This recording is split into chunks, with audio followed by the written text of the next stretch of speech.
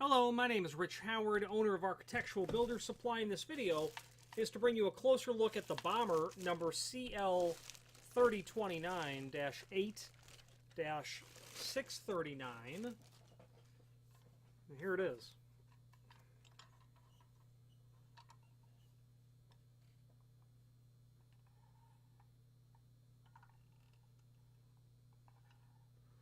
Indeed, the first impressions of this hinge is, wow, that's a big hinge. You can see that it is. My two average size hands, not small nor large, don't even make up half of it.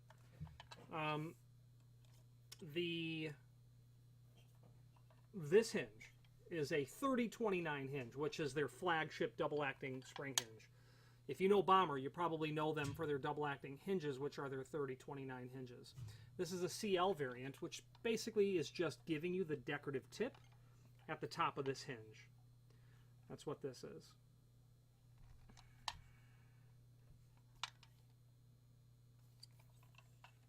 The -8, the next part of the part number, is the size. We're going to go over the size when we touch on the template in a few moments. The 639, that means a couple of things. First, it means it's made of steel. Second, it means that it is a satin bronze type finish. Okay.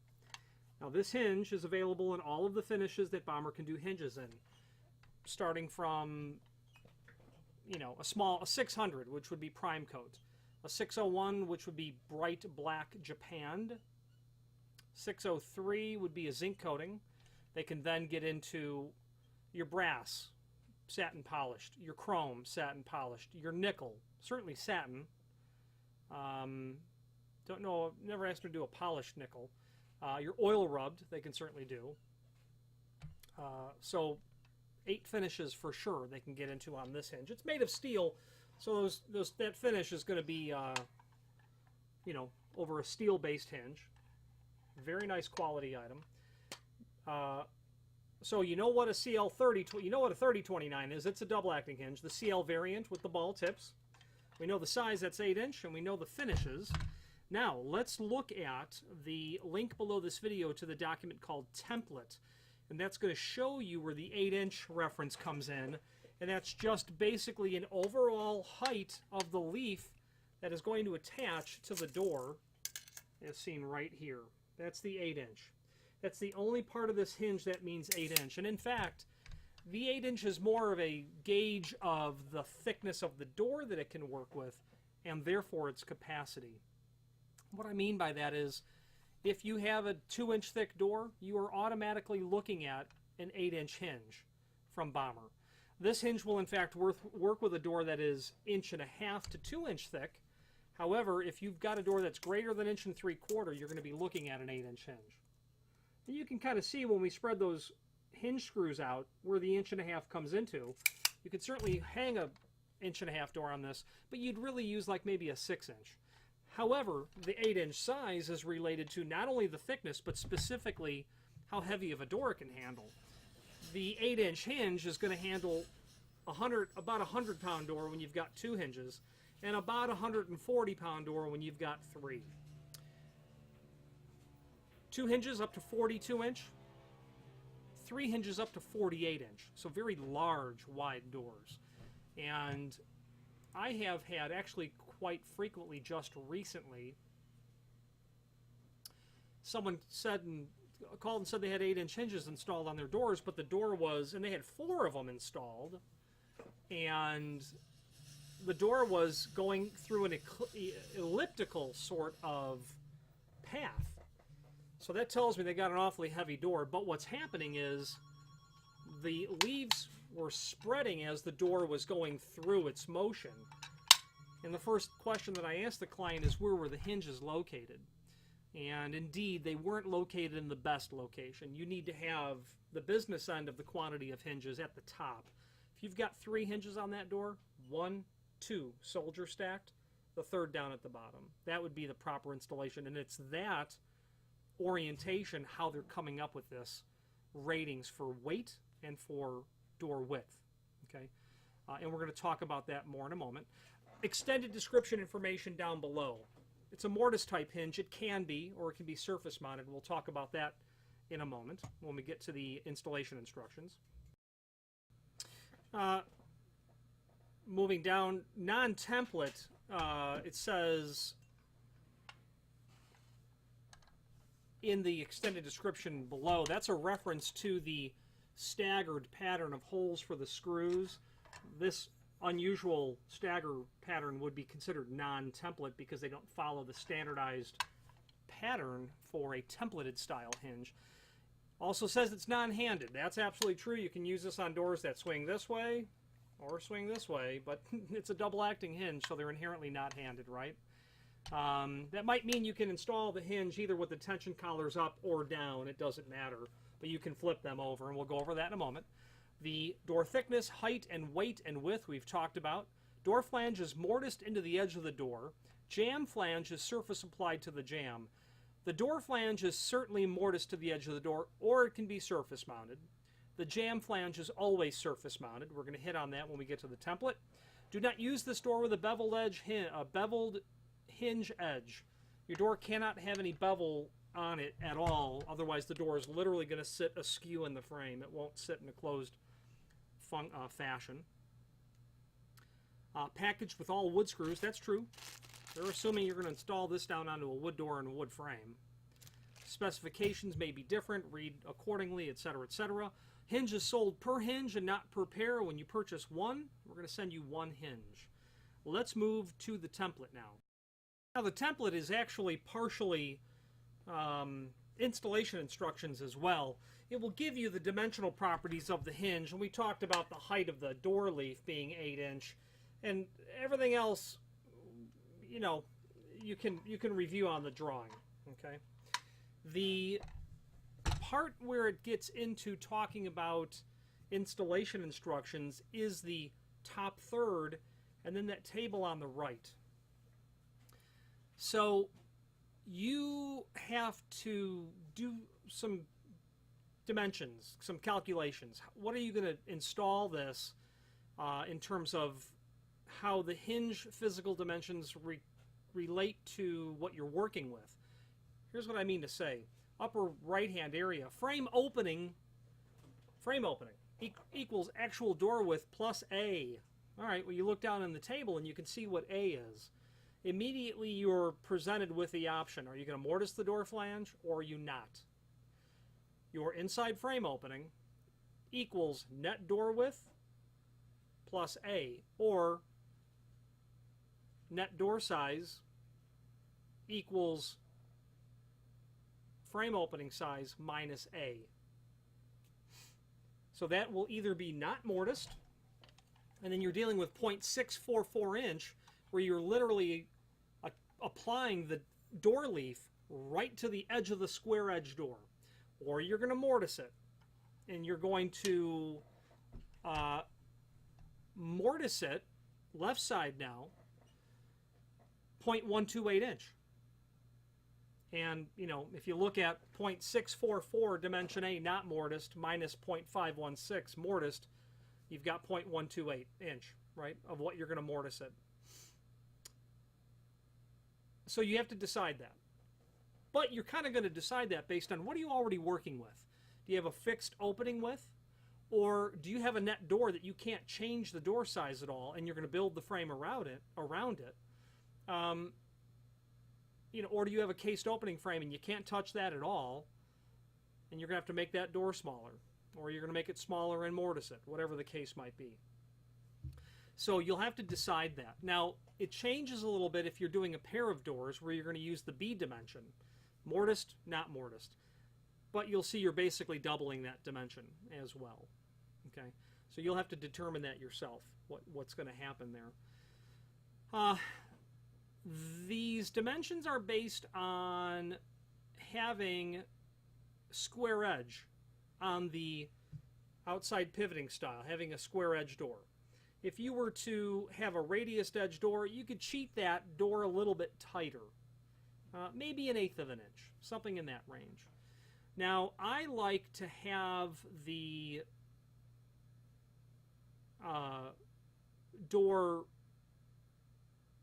mortised because really what you're doing is making the margin between the jamb, pardon me, I like to have the door leaf of the hinge mortised to the edge of the door, because what you're really doing there is making the dimension between the cased opening frame and the edge of the door smaller, and therefore on the other side as well a little bit smaller.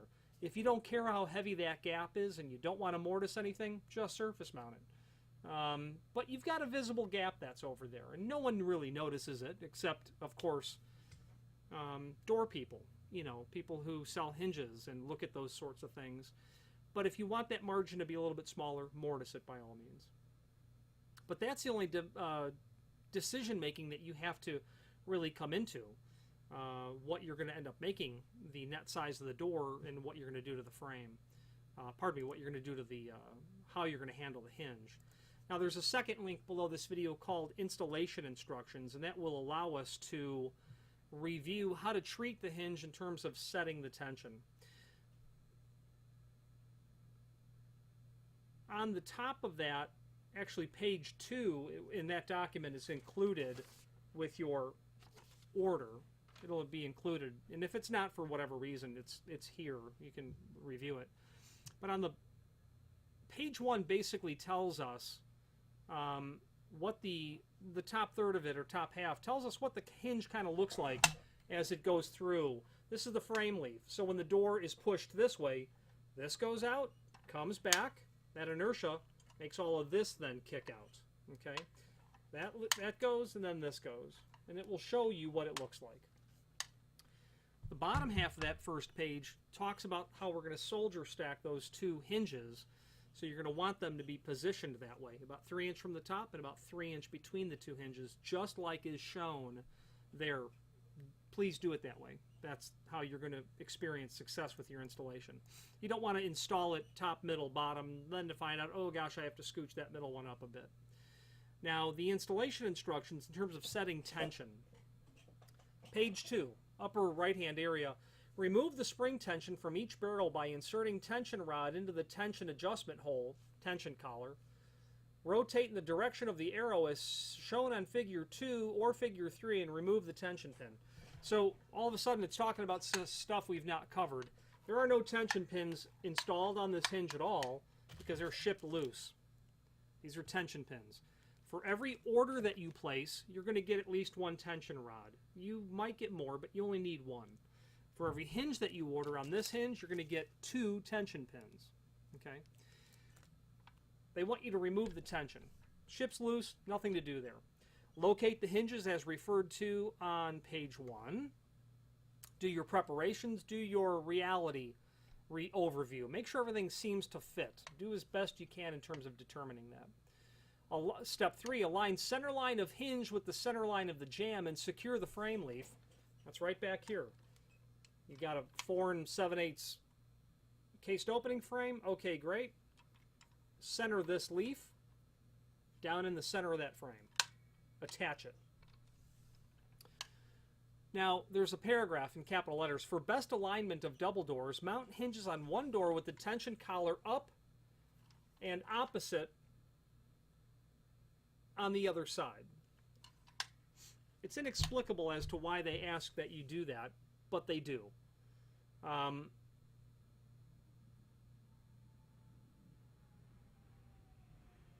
Shims may be necessary under the edges of the frame flanges for door alignment.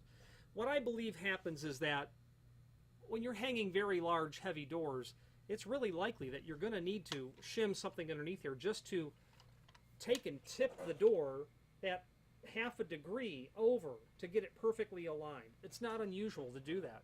And in fact, I have kept on hand very thin washers, and I've run it underneath the screw just to kind of, you know, you can see there where I would kind of tip it back, or maybe you're going to scoot it in behind here to be able to bring that forward, but you're going to do it back here. You could also do it over here as well. I usually do it behind the hinge leaf, is usually how I do it. But behind the door would work equally as well, and in fact that might be superior because you're not going to see that really at all. Now I believe that the reason they put collars up one way and collars down the other way has got something to do with the way that the springs behave depending on the direction of double action of the door. But they call it out to install it that way, so that's how we'll do it. Obviously, hanging something large like this is a two-person job. Place the door in the closed position, wedge the door up from the floor until you've got it perfectly plumb. Insert the tension rod into the tension hole. The tension collar is what we're calling it. When the tension collar is pointed towards the top of the door, you insert that, then turn it clockwise. As you do so, you reveal that new additional hole. I can get all the way to 3. Okay. Into that is where you will then insert one of your tension pins, and that will keep tension on the spring. And you obviously have to do it on both sides, here and here. You want to be careful when you set the tension because the weight of the door could literally make it kind of fall out of the opening. So keep that wedge there until you're really sure that you've got good tension set so that the door just doesn't fall out on you. I don't think it'll be too big of a deal, but you want to be mindful that that could happen. Insert tension on the top hinges if door sags or return action is slow or it's elliptical. So what they're saying is those top hinge or hinges is really where you're going to be at when it comes to making sure the door stays plumb and operates in a plumb fashion, not bending over, coming elliptical like that. That's why there's 2 at the top.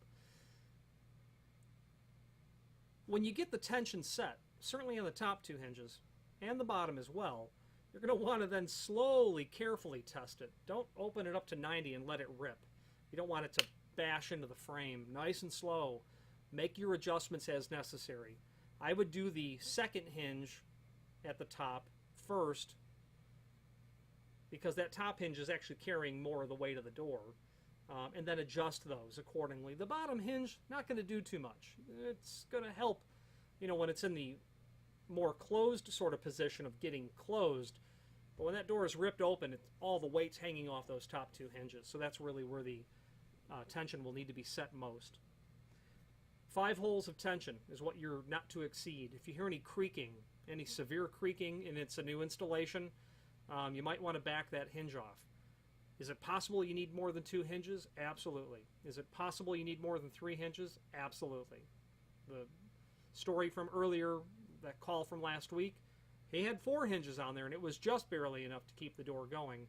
And be mindful, double-acting spring hinges really aren't controlling a door. They're just getting it back to center. Hydraulic control, like in an overhead concealed closer, is how you control the door. A spring does not control the door. It has no ability to control it through its opening and closing cycle. Direction of arrow is mentioned there. I don't know if there's an arrow on here or not. There ought to be, obviously, because they say that there is. I don't see one. I just might be missing it, but the bottom line is tension collar up, clockwise. Clockwise when up is the direction of arrow. Yeah, I do not see one. I wouldn't be worried about it. Okay. Looking at the rest of the installation instructions, lubrication may be applied to the hinges if needed. You can get some lubrication right in there, in the gap in here. It won't hurt anything. But there should be no need to do that in a new installation. I have people call me and say, my hinge is creaking. Okay, how long ago did you install them? I don't know, 10 years? Surface oxidation on the spring, you'll probably want to lubricate that. Or they'll say, it's a brand new installation and it's creaking. How many sets of holes did you set the tension? 7. Okay, got to back that off. Well, the door will fall out if it's any less. Okay, you have to add another hinge. So the creaking could be surface oxidation, just a little bit of rust on an original installation, which you can get in there. I like to mask off the door, with cloth, whatever, before I try to spray anything in there. I don't want to get that everywhere and have it run down the face of the door. Then that wraps up the installation instructions. Should be pretty simple. Shimming it is never easy, but something that you might have to do. You want those doors to be perfectly 90 degree, and in fact, I would check it with a square before I hung them to make sure, because you don't want to get them hung to find out, whoop, that tips out at 3 degree. Now, finally, there is a link below this video to the manufacturer's page where you can pull up not only all of the Bommer products that we sell, but a link to the manufacturer's website, as well as a link to the full product catalog. The last thing I'd like to point out to you right there is the Bommer logo, and right above it says Made in USA, a fact that Bommer's quite proud of, as am I, to represent them.